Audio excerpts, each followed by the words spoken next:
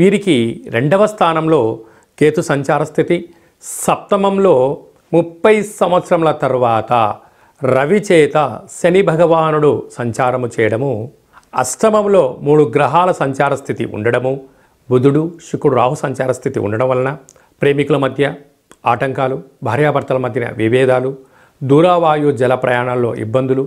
లావాదేవీల విషయంలో ప్రభుత్వ అధికారులతో, పోలీస్ స్టేషన్లు, కోర్టు అనేక రకాలైనటువంటి సమస్యలతో సతమతమయ్యే పరిస్థితి ఉంటుంది. కనుక ఈ వేల వీడియోల్లో ఈ వీడియో మీరు చూస్తున్నారు అన్నట్లయితే మీరు నవగ్రహ అక్షర తులాభార మహోత్సవ కార్యక్రమంలో పాల్గొనే సమయం ఆసన్నమైందని చెప్పి గుర్తుపెట్టుకోగలగాలి. మీరు కేవలం స్మరించడం వలన, అక్షరాలు రాసే తులాభారంలో పాల్గొనడం వలన గ్రహదోషము తొలగి గ్రహయోగం కలిగి ఈ యొక్క కొత్త పూర్ణిమకు వీడుకోలు పలుకుతూ, కొత్త సంవత్సరానికి స్వాగతం పలుకుతూ